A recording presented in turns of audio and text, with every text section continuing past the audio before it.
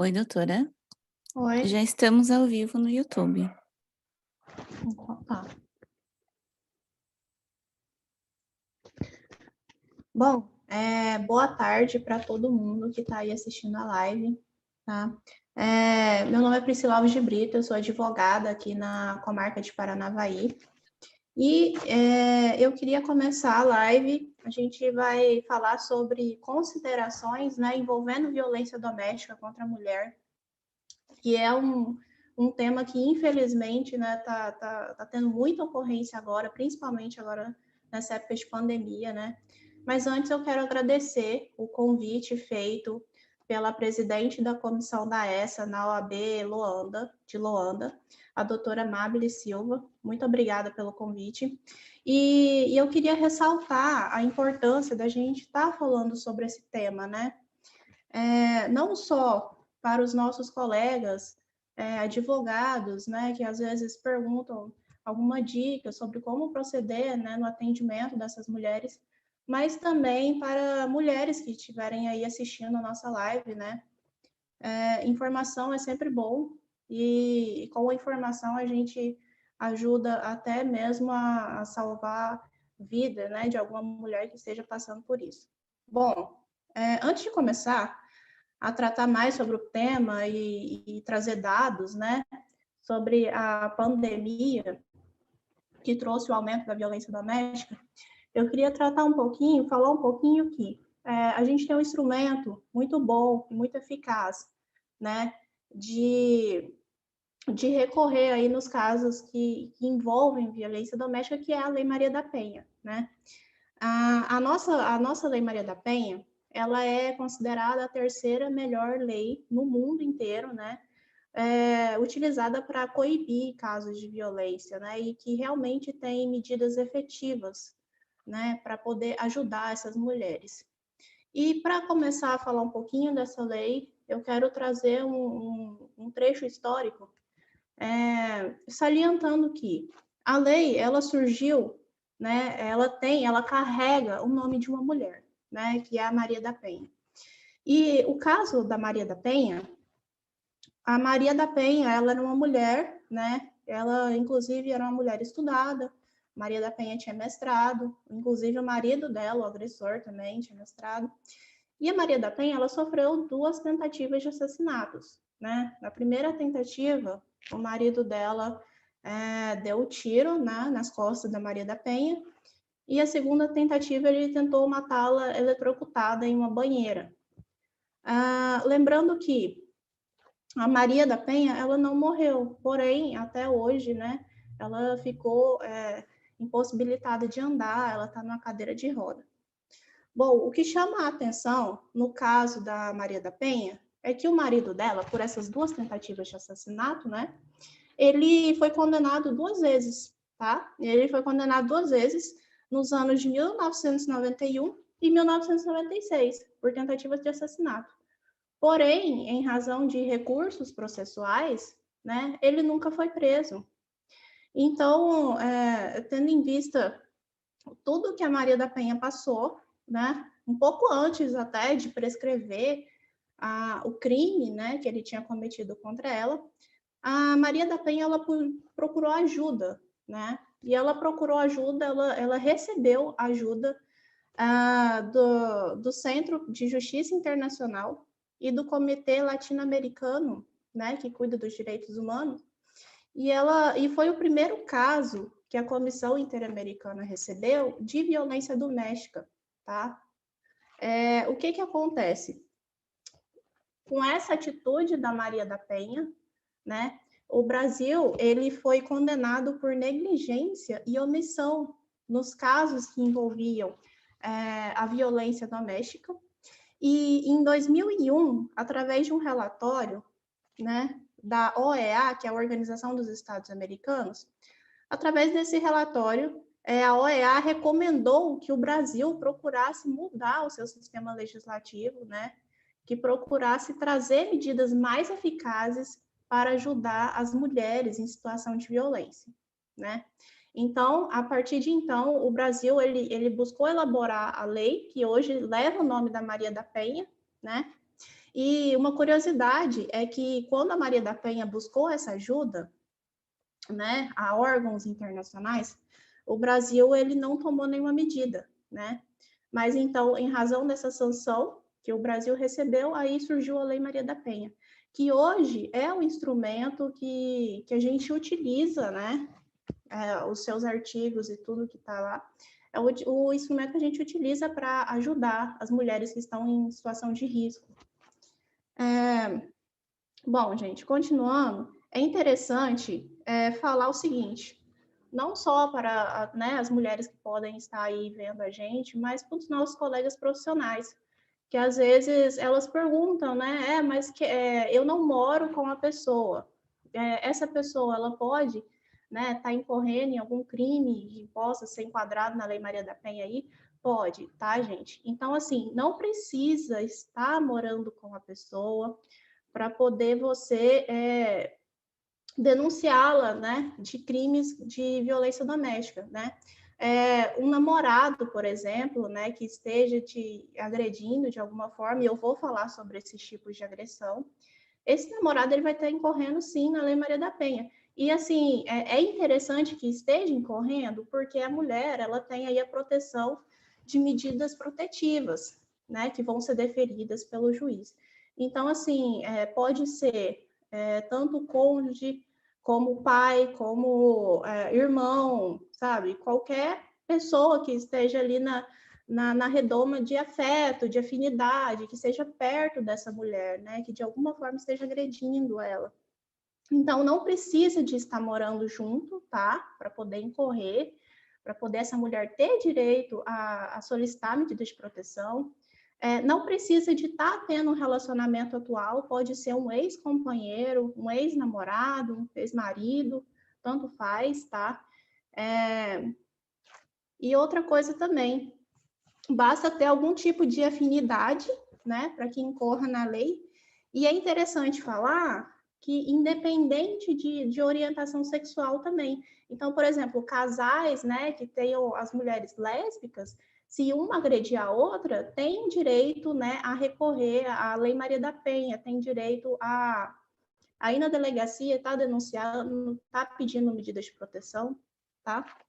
E aí é interessante a gente estar falando os tipos, né, de violência que existem, porque aí até mesmo para orientar, né, os colegas advogados às vezes recebem, alguém pede alguma ajuda, então vamos lá.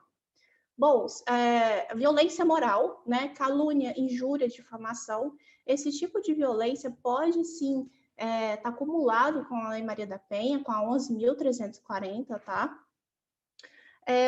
O que é mais tradicional e o que todo mundo assim mais observa, né, no caso, são a violência física.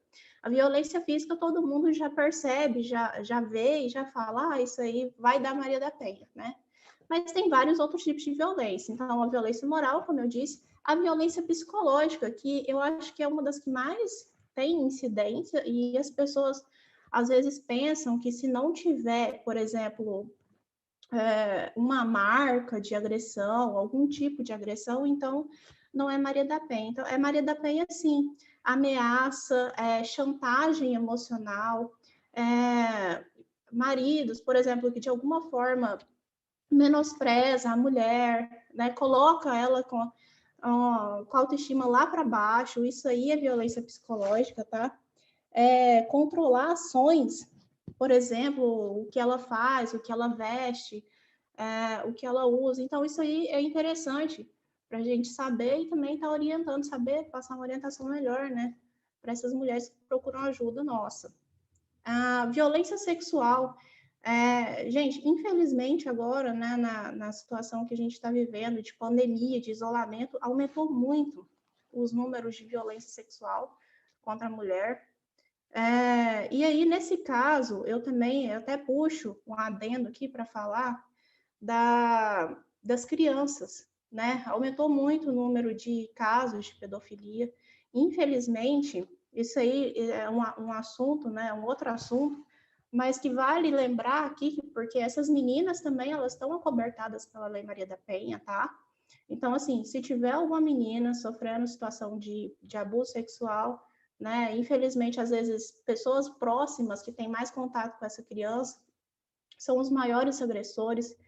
Então, vale lembrar que também está cobertado pela Lei Maria da Penha, infelizmente cresceu esse número de casos, abusos sexuais contra as mulheres mesmo, e abusos contra pessoas idosas, né? E nessa questão do abuso contra pessoas idosas, né? Porque todo mundo mais aglomerado, né? Em questão de isolamento, xingamentos, ameaças contra essas mulheres, contra essas idosas, tá? É, tudo isso é um tipo de violência.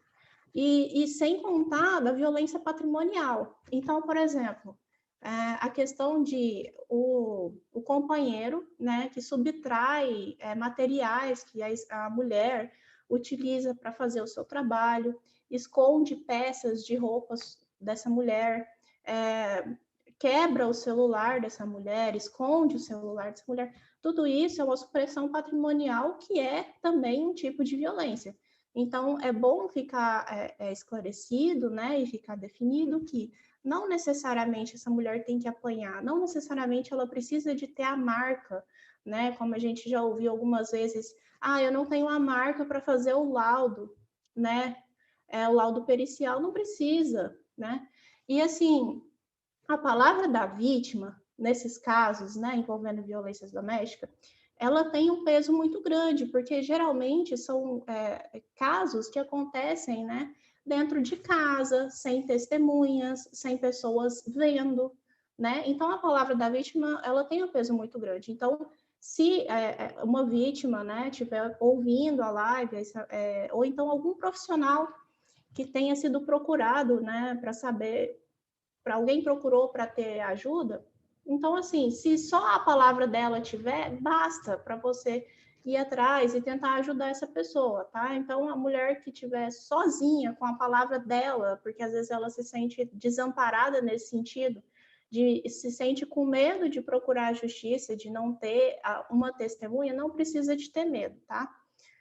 Nesse ponto, eu acho interessante falar que muitas pessoas, a justiça mesmo, né, solicita que você, se estiver passando por algum tipo de coisa assim, salve, né, a mídia, salve no seu smartphone, áudio, vídeo, tudo que puder para ter como prova, para te ajudar, né, no processo que pode vir a acontecer.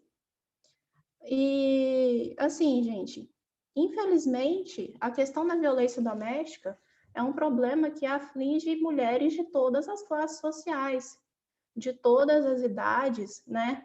E aí depois a gente tem algumas linhas de pesquisa, alguns parâmetros também que distinguem até por questão de raça, de cor, mas aqui eu vou me faltar a falar da violência com relação ao gênero mesmo da mulher, e então, assim, é uma violência que está dentro de todas as classes sociais, tá? Mas, infelizmente, às vezes tem classes mais altas que a gente não vê tanta denúncia assim, porque envolve várias outras coisas, né? Por exemplo, a maneira como aquela pessoa é vista na sociedade, isso tudo influencia, né? A comunidade, às vezes, a mulher, ela se sente retraída em comentar alguma coisa, porque ela tem medo de ser expulsa da comunidade, de as pessoas não aceitarem mais ela.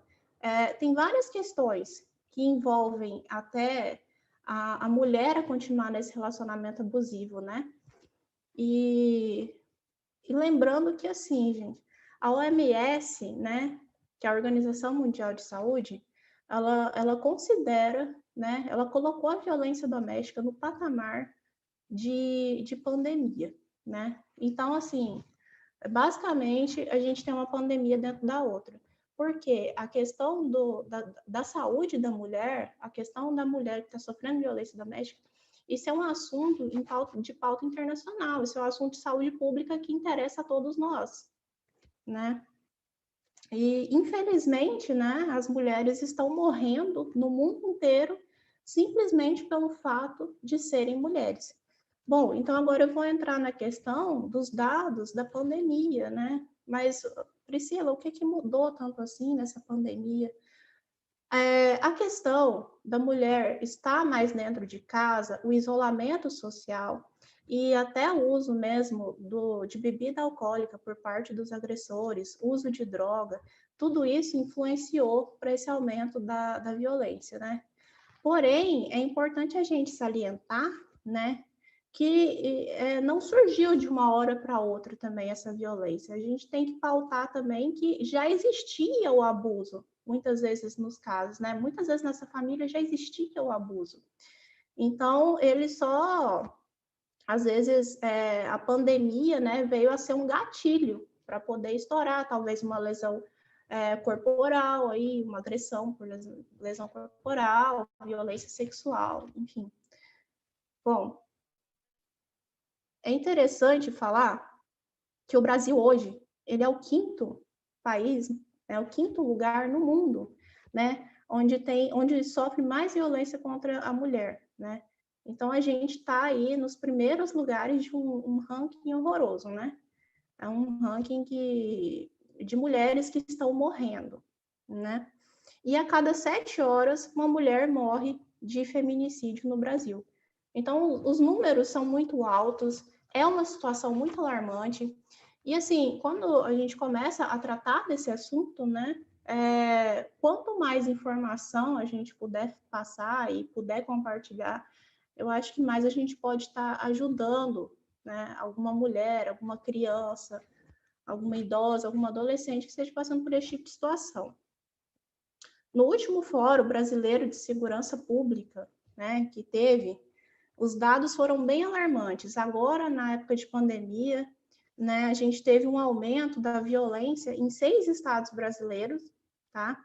E pasme, a gente teve um aumento de 431% de relatos sobre violência doméstica nas redes sociais, né, nessa pandemia. Então, 431%, tá? Eu vou até frisar de novo esse número que é muito alto. E quando eu falo desses relatos em rede social, pode ser da própria mulher, né, falando da questão da violência, ou mesmo alguém relatando que viu, que ouviu, que alguém falou, que tem muito isso também, né? Às vezes as pessoas trocam muita informação nas redes sociais para contar o que sabe, ou até mesmo para buscar ajuda, que vem sendo um grande aliado aí, né, no combate da violência doméstica, são as redes sociais também, é a gente poder falar, a gente poder passar, né, para todo mundo.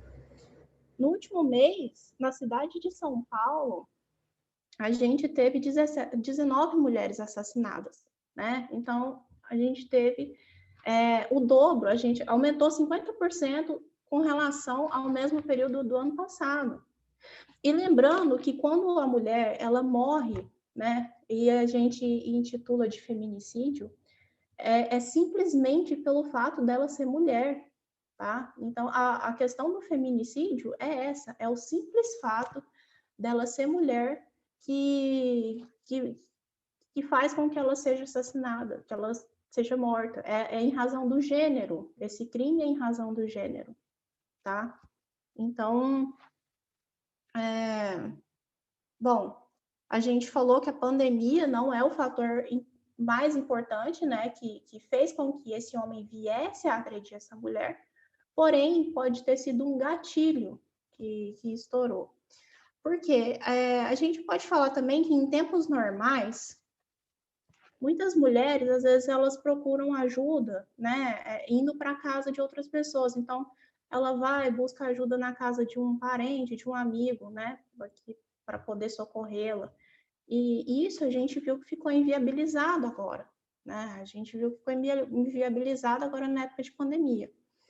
Então, uma coisa muito importante que a gente tem que falar quando a gente trata desse assunto, e a questão do assunto que envolve violência doméstica, não tem como não falar da questão de gênero, né?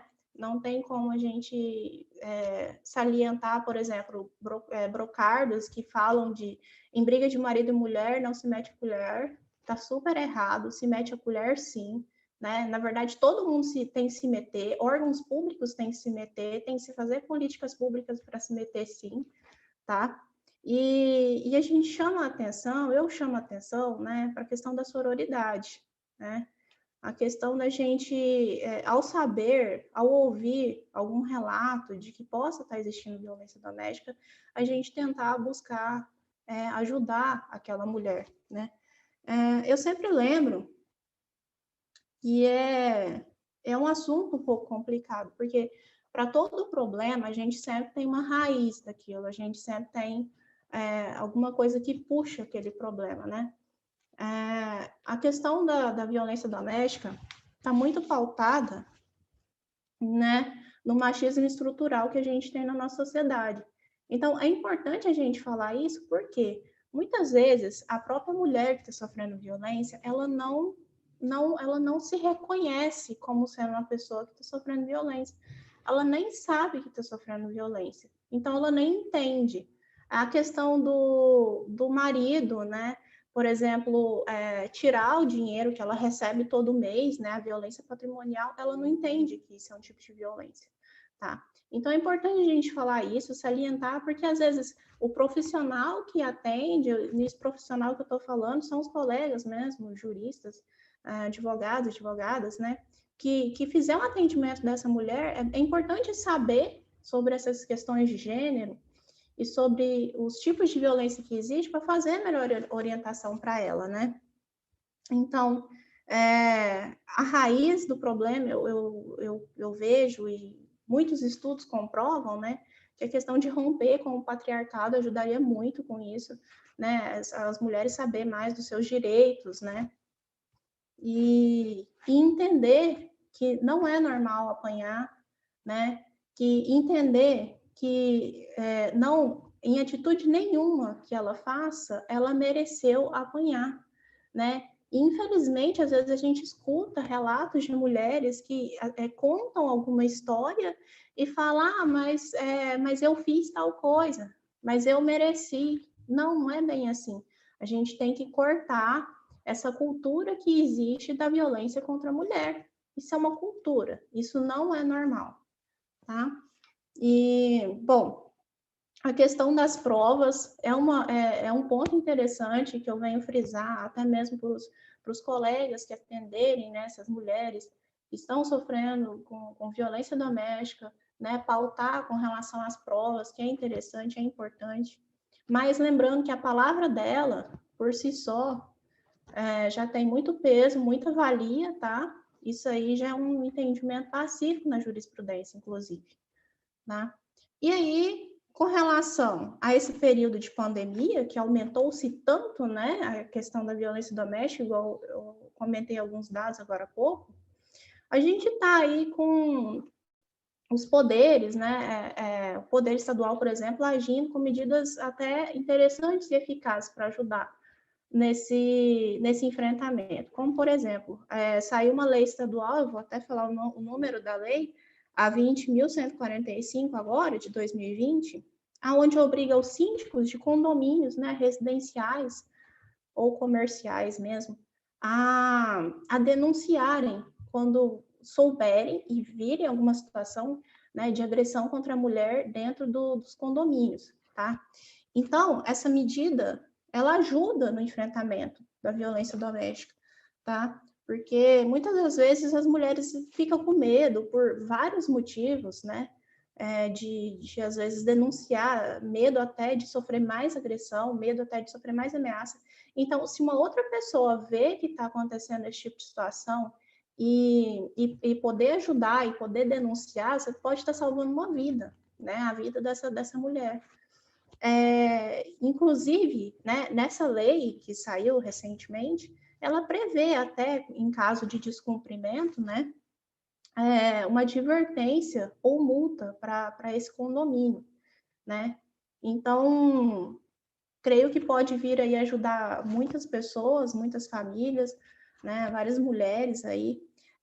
A gente está vendo também algumas medidas que empresas privadas estão fazendo aí para ajudar no enfrentamento dessa violência. Por exemplo, a empresa Magazine Luiza, que colocou no seu aplicativo um dispositivo onde a mulher pode denunciar a violência aí, tá? sem que talvez o agressor perceba ali, talvez ele ache que ela está só fazendo uma compra, mas ela está conseguindo denunciá-lo. E importante, agora na última quarta-feira, no último dia 3, o Estado do Paraná, né, a Polícia Civil do Paraná, ela liberou, né, para que sejam feitos boletins de ocorrência de forma online. Então, assim, a mulher agora ela pode entrar pela internet, tá? E fazer um boletim de ocorrência online. Essa plataforma de boletim online, boletim de ocorrência online, ela já tem em outros estados também, tá? Então, a gente tem isso também no estado de São Paulo, do Rio e do Espírito Santo. Agora chegou aqui no Paraná. Isso pode ajudar muito as mulheres, inclusive aos colegas, né, que às vezes são procurados, né, para pedir alguma orientação. É algo interessante já para se fazer ali no momento que recebe, né, essa informação de uma mulher que te procura, estou sofrendo violência doméstica, o colega, o advogado, já pode também estar ajudando, orientando para confeccionar esse boletim de ocorrência. Mas eu tenho que lembrar que, por exemplo, com relação a crimes graves, né, envolvendo feminicídio, envolvendo violência sexual, é importante ainda que procure a delegacia, né, física para poder ir lá e fazer a ocorrência, até mesmo porque se precisar de medidas protetivas, se essa mulher quiser, né, medidas protetivas, ela precisa se dirigir à delegacia, ela precisa ir à delegacia. Então, tem algumas ressalvas. E é interessante salientar a questão do e-mail. Então, se você for fazer algum boletim de ocorrência online, né, então tem que ter um e-mail válido, porque através do e-mail que vai ter o contato ali depois com a delegacia. Lembrando que, além desses atendimentos que eu já mencionei, né, a gente tem denúncias que podem ser realizadas pelos números 180, tá? Pelo número 100, tá? E também pelo número 190, que é a situação de você acionar a polícia quando tem a situação de flagrante. Então, quando tem o flagrante, pode ligar no 190. E buscar o atendimento nas redes de enfrentamento. Então, aqui no Paraná, a gente tem o CRAS, o CREAS, no MAP, né?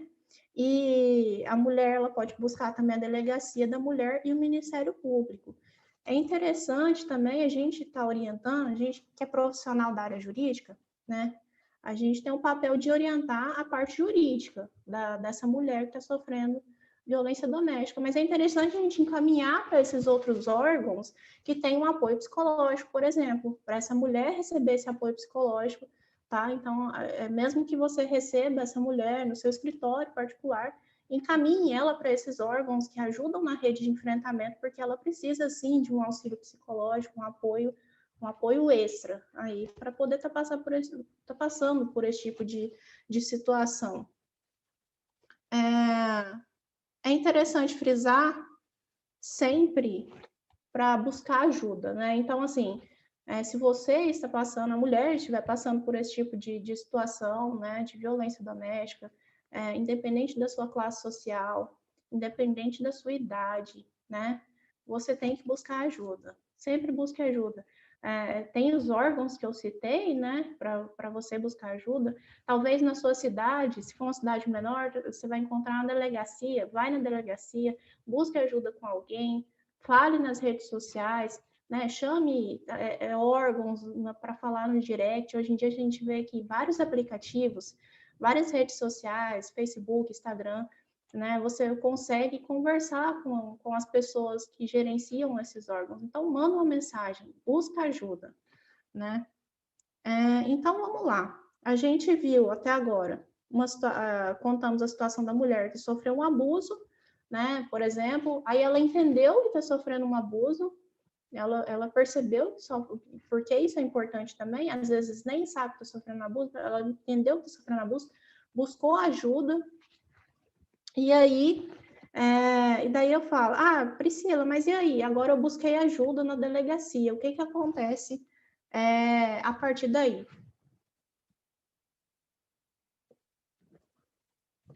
Bom, gente, A partir do momento que você procura a delegacia, pode ser, por exemplo, deferido as medidas protetivas, mas salientando que o delegado ou a delegada de polícia, né, vai encaminhar esse seu pedido de medidas protetivas para o Poder Judiciário. Então, o juiz ele tem 48 horas para poder analisar esse seu pedido de medidas de proteção, né?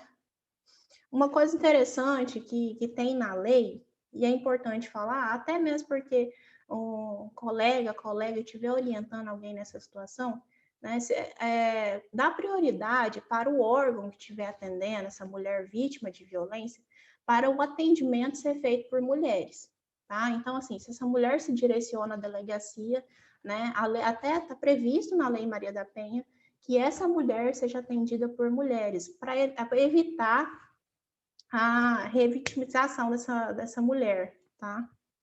E vamos lá, sobre as medidas de proteção.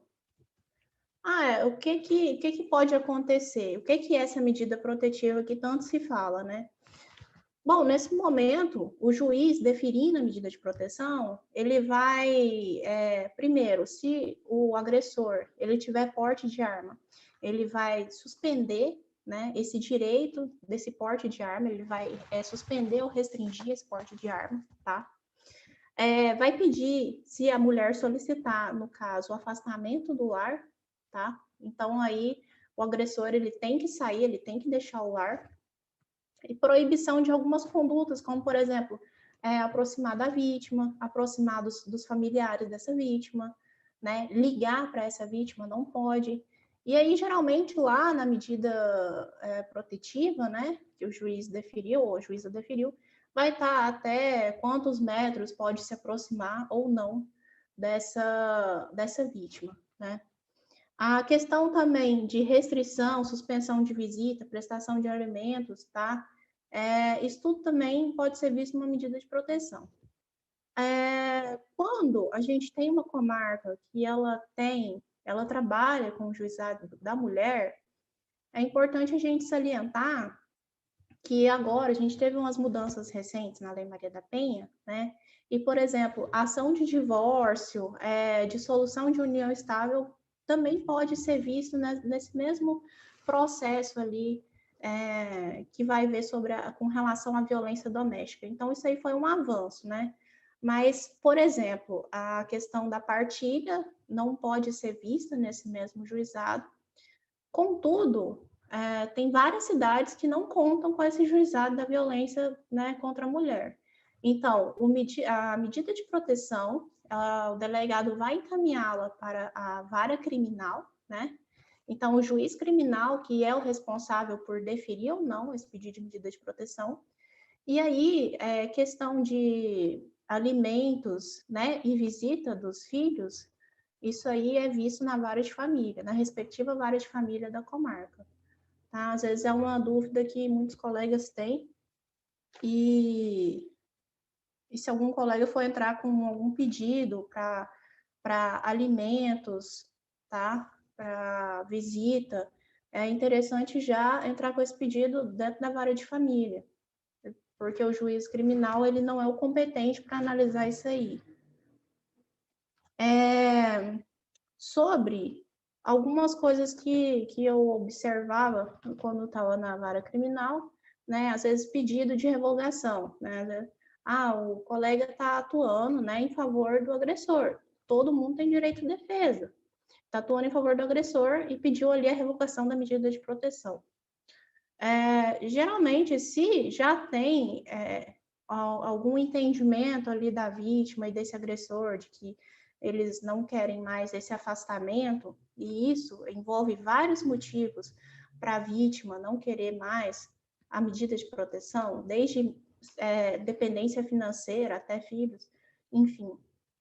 Se algum colega for fazer algum pedido, alguma petição, né, é interessante que essa mulher ela fale, que ela peça, né, porque às vezes a gente vê alguns pedidos de revogação de medida protetiva, mas que só a defesa do agressor fala que eles voltaram à convivência e tudo mais, só que não tem nada que a vítima fale com relação a isso. Então, se tiver alguma intenção, né? Então, assim, que ela também peça, e aí nisso a vítima ela pode estar indo no.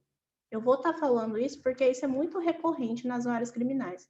Se a mulher quiser pedir a revogação da medida de proteção, ela pode estar indo na secretaria, tá? No cartório, pedir para fazer uma certidão para juntar nos autos do processo que deferiu, tá? A medida protetiva. Pode estar procurando também o Ministério Público e procurando a Defensoria Pública ou algum advogado ou advogada que possa estar entrando com esse pedido para ela, tá? Então, assim, se porventura houve o deferimento da medida de proteção, né, e por acaso, por algum motivo, voltar à convivência, igual eu falei, tem vários motivos que às vezes faz com que essa mulher volte a essa convivência, então ela tem que procurar esses caminhos, tá?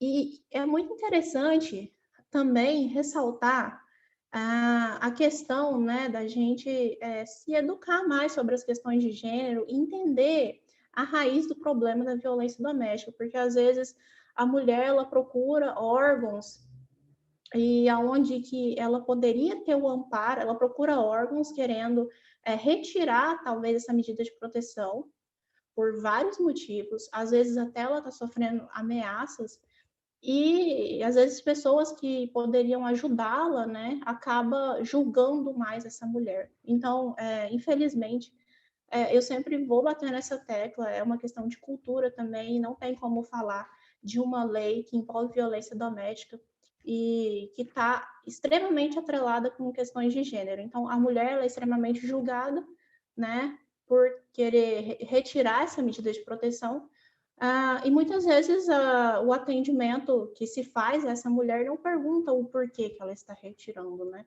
Talvez ali para tentar ajudar ela mais, se ela estivesse sofrendo algum tipo de ameaça, enfim, tentar entender a situação mesmo.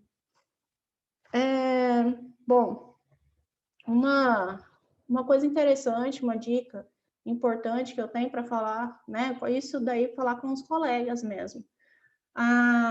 Crimes envolvendo ameaça, tá? Ameaça contra a mulher, é um crime de ação penal pública condicionada à representação, tá? E o crime de lesão corporal é um crime de ação penal pública incondicionada. Ah, Priscila, mas por que você está falando isso? Bom, porque desde a DI 4424, né, o STF ele já entendeu que nos crimes que envolvem lesão corporal que tiver acumulado com esse tipo de lei, né, a Lei Maria da Penha, a vítima ela não precisa representar contra aquela pessoa. E às vezes, isso é até um erro comum que a gente vê, né, dentro do Poder Judiciário, colegas salientando que não houve a representação da vítima, mas era um caso de lesão corporal. Então, é ação penal pública incondicionada, essa mulher, ela não precisa representar. Porém, com relação à ameaça, aí sim, tá? Com relação à ameaça, tem que existir a audiência preliminar para essa mulher representar ou não contra o acusado. Então, pode acontecer de, em alguns casos, a mulher procurar a delegacia, né, salientar que sofreu ameaça e lesão corporal, né, do agressor. Esse inquérito, ele vai para o Ministério Público, tá? O Ministério Público, ele resolve oferecer denúncia, porque tem indício suficiente de materialidade e autoria, e ele oferece denúncia nos crimes de lesão corporal e ameaça, tá? Correto? Mas aí depois a mulher, né, ela fala, não, eu queria fazer uma audiência preliminar, não me foi oportunizado. Essa audiência preliminar só vai poder ser oportunizada no tocante ao crime de ameaça.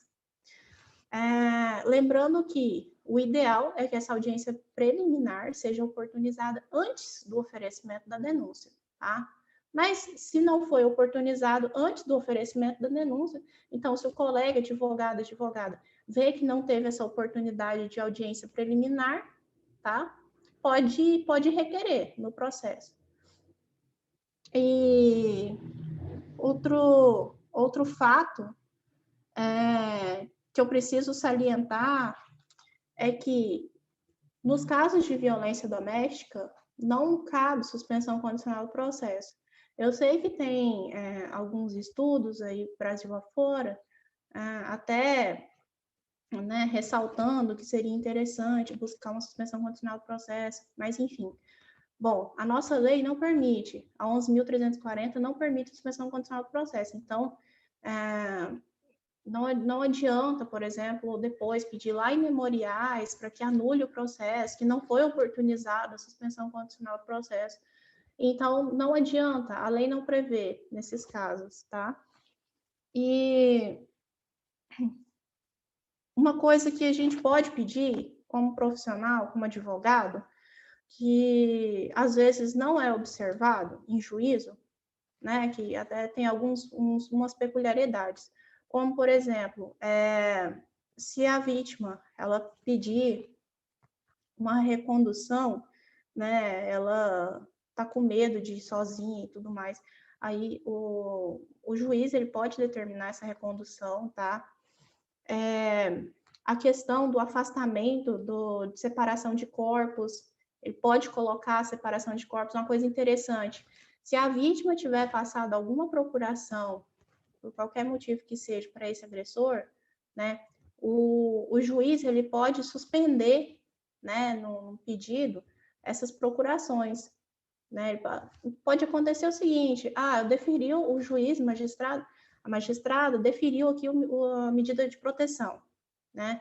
E aí depois essa mulher, essa vítima te procura, por exemplo, você é advogado e fala: nossa, mas lá na delegacia eu esqueci de comentar que tem procuração, né? Que tem bens meus que esse agressor está segurando, tem procuração minha no nome dele. Né? Então, o juiz ele pode determinar aí, se o advogado fizer o pedido, né, dentro do processo, ele pode determinar aí a restituição desses bens que foram retirados indevidamente da vítima, pode determinar a caução também e a suspensão dessa procuração, que porventura possa existir, né, que esse agressor possa ter dessa vítima. E a questão de políticas públicas. É muito interessante a gente estar sempre falando sobre isso, porque quando a gente vai para estudo da Lei Maria da Penha, quando a gente vai para estudo tratando de violência doméstica, a gente sempre depara com dados que são iguais, assim, nesses estudos, que é o quê? A questão do entendimento de gênero, essa cultura, talvez essa cultura patriarcal, da cultura da violência contra a mulher ser normalizada, né? Então, eu acho que isso é uma coisa que tem que ser falada, tem vários lugares que já tratam nas redes de enfrentamento, buscando alguma educação lá na parte da escola mesmo, do ensino fundamental, sabe, para tratar desse assunto, porque eu acho que na educação base tem que ser falado, tem que ser salientado, né, a questão de gênero, a questão da mulher, para a gente tentar quebrar esse machismo estrutural, né, que infelizmente existe, que assola não só o nosso país, mas que assola o mundo inteiro, né? Deixa eu ver aqui.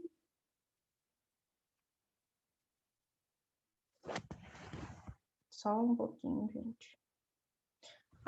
E um ponto que eu queria tá falando até para os colegas mesmo, né, nossos colegas juristas que estão aí na luta todo dia, é o seguinte: eu creio que todo mundo tem direito à defesa. Então, a gente está falando aqui da situação das mulheres que estão sofrendo violência doméstica, né? A gente pautou vários pontos aí que ela pode procurar ajuda, né? A gente pautou aqui algumas situações que os nossos colegas podem estar entrando para ajudar essa mulher. Porém, o agressor também, né? Ele vai ter direito à defesa, ele vai ter direito a se defender. E uma coisa que eu queria salientar, às vezes na sala de audiência, né? Às vezes na audiência de instrução, tem alguns tipos de perguntas que são feitas pela defesa do agressor para a mulher, que eu acho que talvez não deveriam mais ser feitas, né? Perguntas do tipo: que roupa você estava usando, né? Eu acho que assim não precisa disso para efetuar a defesa, porque isso aí é só tá só trazendo ainda mais a questão do machismo estrutural, né? Então eu acho que dá para a gente fazer defesa, por exemplo, se for fazer defesa do agressor, sem pautar esse tipo de pergunta machista, né? Qual roupa você estava utilizando, qual roupa você estava vestindo no dia, né? Até a cor do batom que a mulher usa, até isso a mulher é julgada, né? Até o caráter da mulher é medido pela cor do batom que ela usa, né? Então, eu acho que esse tipo de pergunta, né? Por mais que você esteja fazendo a defesa do agressor, eu acho que tem que existir perguntas mais coerentes, né? Vamos sair aí do estereótipo do machismo e vamos fazer mais perguntas coerentes, né? Acho que pergunta de o que a mulher fez, o que roupa ela estava utilizando, né? A conduta que ela fez, né? Por exemplo, ela saiu sozinha para ir numa festa. Aí quando ela chegou, bateu nela. Eu acho que a defesa, na hora que for conversar, né, falar na audiência, mas sair sozinha não, né, não pode. Não, acho que esse tipo de pergunta machista a gente pode pôr no papel, ver o que dá para falar, né, que não seja pautada no machismo estrutural e a gente fazer as perguntas como se fosse fazer para um homem, por exemplo. Né? Que se houvesse alguma situação desse tipo, não iria perguntar para o homem que roupa que ele está usando, né? Esse tipo de situação. Bom, gente, sobre a questão, eu quero voltar um ponto aqui, até para relembrar. A questão do síndico, tá? A questão do síndico. Bom, a partir do momento que esse síndico ele tem conhecimento do fato da violência, ele tem um prazo de 24 horas, tá? Para poder estar ligando, para poder tá indo atrás, informando a delegacia sobre essa violência que está ocorrendo dentro do condomínio, tá? Ele tem esse prazo. E como eu falei, a questão do boletim de ocorrência online, que é até uma novidade, que é bem recente, saiu na última quarta-feira. Lembrando que, se for casos muito graves, né, ou seja, casos envolvendo feminicídio, envolvendo violência sexual grave, tá? Esse tipo de caso tem que ir realmente na delegacia. Se a mulher quiser medida de proteção, tem que ir realmente na delegacia, tá? Uma coisa interessante que às vezes sempre me perguntam é o seguinte: mas Priscila, tipo, o cara, né, o agressor, ele bateu na mulher que estava ali andando na rua, sei lá, teve uma briga de trânsito. Teve uma briga de trânsito, o cara saiu do carro, foi lá e bateu na mulher que estava no outro carro. Isso aí configura violência doméstica? Não configura violência doméstica, tá? Então, tem que ter uma relação mínima de afeto, de afinidade, ou tiver tido essa relação de afeto e afinidade, tá? Então, assim, nesses casos, se essa pessoa que agrediu essa mulher, que saiu de um carro, que agrediu essa mulher do outro carro, não configuraria violência doméstica, né? E, portanto, não estaria acumulado com a Lei 11.340, tá? Aí, um link interessante. Vocês lembram que eu falei que o artigo 129, se tiver acumulado com a Lei Maria da Penha, se tiver acumulado com a 11.340, é ação penal pública condicionada? Então, mas se essa agressão tiver vindo de um homem que não tem nenhum relacionamento com essa mulher, né, essa ação penal não é pública incondicionada, ela é condicionada à representação. Então, lembrando que se tiver, porventura, um processo que você se depare, né, que tiver o artigo 129, se ele não tiver acumulado com a Lei Maria da Penha, se ele não tiver acumulado com 11.340, é um crime que é condicionado à representação da vítima. Então, daí você pode solicitar que seja pautada uma audiência para ela falar se ela vai querer representar ou não, né? Eu não sei qual momento processual vai estar aí, mas pode orientar, né, essa pessoa a ter essa audiência preliminar que fala, né? Então, assim, só é pública e incondicionada se tiver acumulado com a Lei Maria da Penha. Ou seja, independe da vontade da mulher se ela quer retirar ou não aquilo que ela falou na delegacia, tá? De qualquer forma, se o Ministério Público tiver entendido que tem indício suficiente de autoria e materialidade, esse processo vai correr, tá? E aí, se vai sair uma sentença condenatória ou não, isso aí cabe ao juiz decidir através das provas que vão ser juntadas durante o processo, tá? Então, vai se ter um processo, vai se ter audiência de instrução, vai ter colheita de provas, e aí, depois, na sentença, o juiz vai decidir ou não, tá? Muitas vezes também é interessante frisar que quando chega daí na fase da audiência, né, da audiência de instrução, às vezes essa mulher ela tenta contradizer o depoimento dela na fase de inquérito, né? Ela tenta falar, muitas vezes também por ameaça, né? Ela tenta falar, não foi bem assim que aconteceu. E às vezes a gente, quando trabalha, igual eu trabalhei no Poder Judiciário, escuta coisas absurdas, né? Do tipo, sempre que caiu da escada, bateu a testa na quina de alguma coisa, né? Mas isso aí, o juiz, ele consegue perceber, né? Se vai estar fazendo isso só para tentar, talvez, amenizar a situação do companheiro, né? Isso é uma coisa muito interessante se falar também, várias vezes. Às vezes, quando você acompanha o processo do começo, você vê desde a fase da delegacia até a fase da sentença, muitas vezes essa mulher, no final, ela voltou à convivência com essa pessoa. Ela voltou à convivência com esse agressor. E aí, lá na audiência, ela se contrapõe ao que ela disse. Aí, o que acontece? Muitas das vezes, até tem cursos, né, por parte... Eu acho até interessante falar isso. A gente já viu, eu já vi cursos por parte do Poder Judiciário mesmo, para poder conscientizar as pessoas que atendem essas mulheres, esses servidores. Porque, às vezes, só vendo, assim, né, vai falar, mas ela está sempre com... As mulheres estão sempre se contradizendo no que querem. Não, não é bem assim, né? Muitas vezes por questão dos filhos, por questões financeiras, porque realmente, às vezes, depende do homem para se sustentar, elas acabam abdicando da própria sanidade, né? Porque às vezes elas não têm mais razão de continuar vivendo ali. São tantos relatos que eu já escutei ao longo da vida com relação à violência doméstica que é muito triste, né?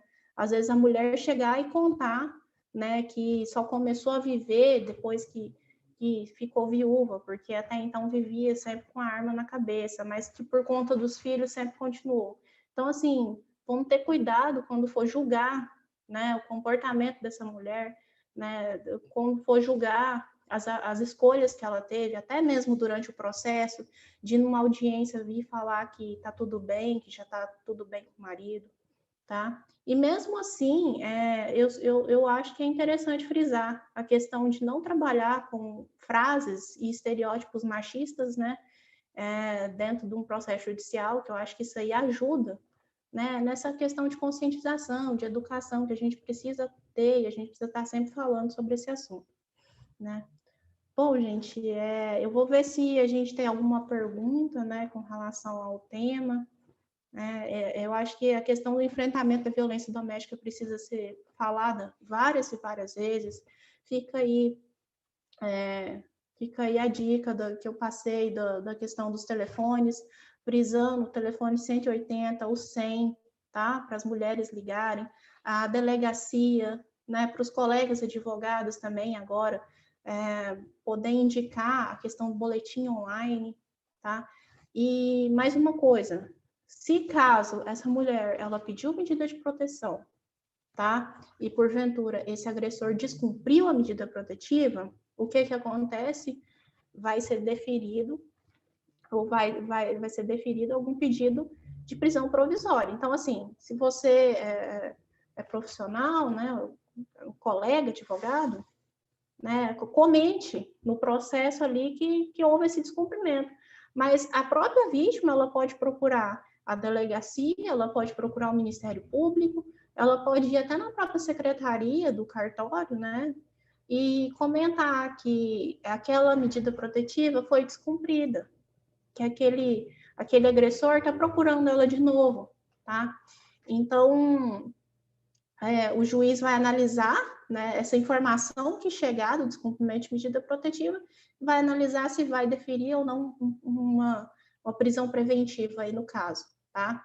E lembrando que esse descumprimento enseja em outro crime, tá? Então, o crime de descumprimento de medida protetiva, ele está positivado lá no artigo 24A da 11.340, então vai ser já em outro crime para esse agressor, tá? Então, gente, está quase encerrando a live aqui. Espero de alguma forma ter passado alguma informação importante para os colegas aí, advogados, alguma informação importante para alguma mulher que esteja assistindo aí a live. Eu vou ver se a gente tem algum comentário, alguma coisa para responder aqui.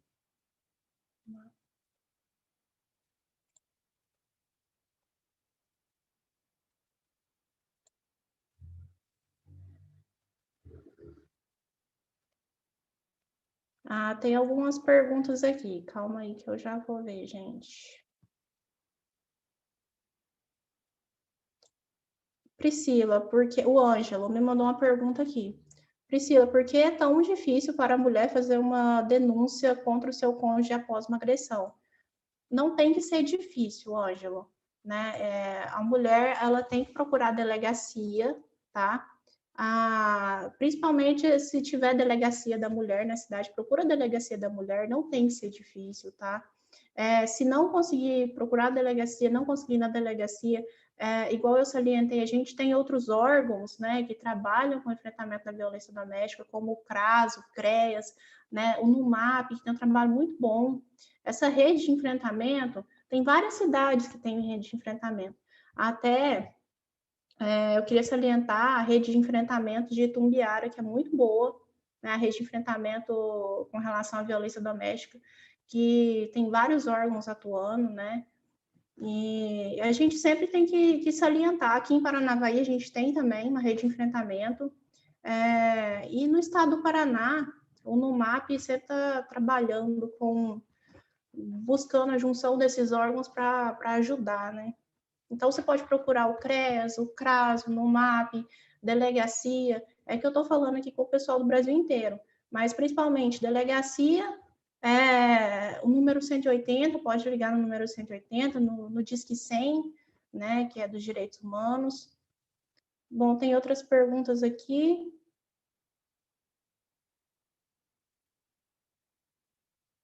Quando tem medo de denunciar o agressor e pede para uma amiga fazer isso para ela anonimamente, é correto?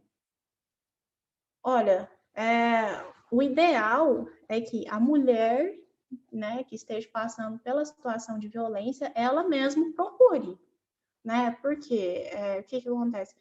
O depoimento dela precisa ser lavrado, o depoimento dela precisa ser recolhido no inquérito, né? Então, a questão de falar com uma amiga é muito importante. Tem que se falar sim, né? Porque eu acho que tudo começa a partir do momento que fala.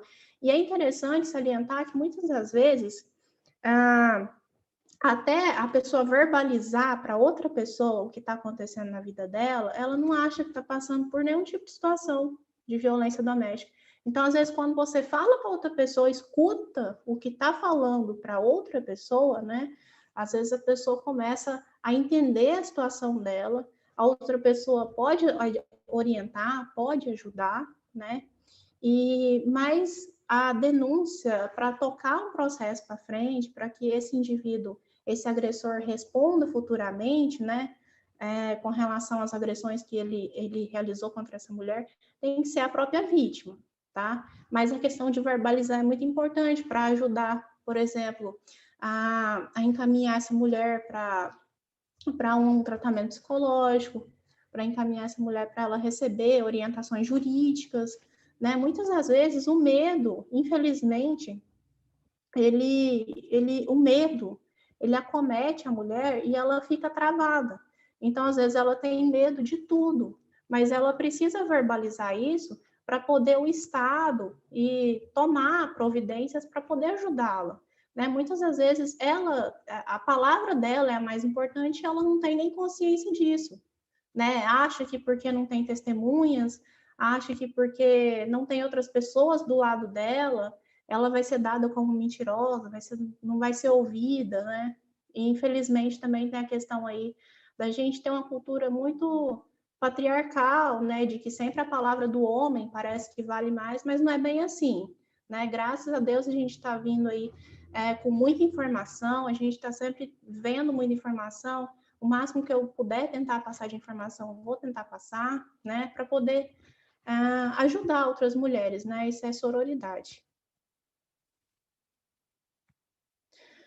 Tem mais pergunta aqui, gente. A vítima que desiste de representar nos crimes regidos pela Lei Maria da Penha estará protegida por lei? Como funciona? Bom, se a vítima, né, ela tiver no caso de ter sofrido uma agressão de alguém, né, alguma daquelas pessoas ali que encaixa na Lei Maria da Penha, ela não pode simplesmente desistir, né? Como eu falei, por exemplo, o crime de lesão corporal é crime de ação penal pública incondicionada.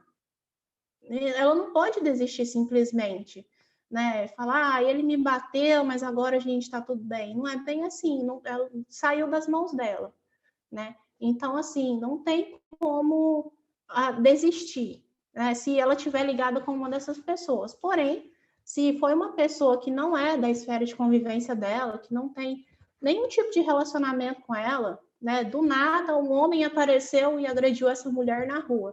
Ele não tem nenhum relacionamento com ela, não tem nenhum tipo de afinidade com ela. Então, assim, não vai ser regido pela Lei Maria da Penha. Né? Então, para ser regido pela Lei Maria da Penha, tem que ter a questão da afinidade. Lembrando que não precisa morar junto, não precisa de ser um relacionamento recente, não precisa de ser só marido. Então, namorado, irmão, avô, padrinho, pai, padrasto, qualquer coisa que esteja ali na relação de afeto com essa mulher, né? Então, não tem como fugir da Lei Maria da Penha, tá? A questão, se for uma ameaça, né, que ela sofreu, igual eu comentei, se foi uma ameaça, ela ainda pode falar que não quer representar, porque daí é condicionada a representação, mesmo estando acumulado com a Lei Maria da Penha. Então, é mais ou menos assim que funciona. Mas, assim, ela sempre vai estar protegida de alguma forma, por mais que não seja com relação acumulado com a Lei Maria da Penha, né, ela está protegida. Só que não vai ter alguns dispositivos que são bem eficazes, né, na Lei Maria da Penha, como, por exemplo, a medida de proteção, né? A medida de proteção salva mulheres todos os dias. Medida protetiva de urgência salva mulheres todos os dias, né? Porque o juiz, o juiz ou a juíza, a magistrada, coloca lá, não se aproxime da pessoa por 300 metros, né? Então, assim, isso restringe, né? Quando o agressor ele recebe a intimação da decisão que foi deferida pelo magistrado, isso restringe ele continuar naquela tentativa de, às vezes, não querer bater na mulher, mas aquela tentativa de tortura psicológica, sabe? De ficar o tempo todo em cima dela, falando que vai matar ela, sabe? E aí, se ele descumprir, ele vai ser preso. E lá na medida de proteção, né, os magistrados sabiamente já colocam os artigos, já colocam o que está na lei, que se tiver o descumprimento, ele vai ser preso. Né? Mais uma perguntinha aqui. Por que o índice de mulheres que renunciou ao processo criminal é tão alto? Isso aqui eu comentei durante a live. É uma questão estrutural, isso aqui envolve várias coisas, questão social, né? A questão social é muito pesada aqui, no fato de que, muitas vezes, essa mulher, ela, depois dela se separar, né, desse agressor, ela começa a ter muitas dificuldades financeiras, e aí os filhos é um peso muito grande. Então, assim, tem eu já ouvi vários relatos de mulheres que, por conta de filhos, né, sofreram abusos durante anos, durante mais de 20 anos, sabe? Então, assim, existem vários fatores, né? A questão mesmo de não ser mais aquela pessoa vista na sociedade, ainda tem muito preconceito com relação a isso, né? Dela não ser aceita na comunidade que ela tá, às vezes até questões religiosas, envolvendo questões religiosas. Então, assim, tem muitas questões que fazem com que essas mulheres acabem falando que não quer mais proceder com o processo, prosseguir com o processo, porém, saliente de novo, se for lesão corporal, o processo vai seguir ela querendo ou não, tá? Se tiver havido algum tipo de lesão corporal, a violência sexual, ela não tem que não adianta ela falar que não quer prosseguir, que vai prosseguir. Agora, com relação à ameaça, antes mesmo do oferecimento da denúncia pelo Ministério Público, né, pode ter ali uma audiência preliminar e ela vai falar que não quer mais representar contra aquele réu. Bom, gente, eu acho que eu falei, eu já respondi todas as perguntas aqui. Obrigado o pessoal que prestigiou, que assistiu aí a live, tá? Eu espero que tenha ajudado alguém. E as mulheres, né, que estiver passando por esse tipo de situação, que falem, né, que procurem ajuda, né, os profissionais aí da advocacia, os nossos colegas, orientem essa mulher, né, porque muitas das vezes, até ela chegar a verbalizar, a procurar uma ajuda de um profissional, de uma advogada, né, ela pensou ali várias vezes, ela pensou em todas as possibilidades, né? Às vezes, aí por medo, ela vai e pergunta se tem perigo desse agressor ser preso, de não ser preso, às vezes por medo da própria vida dela, né? Então, espero que tenha ajudado aí, tá? Muito obrigada pela presença de todos aí na live.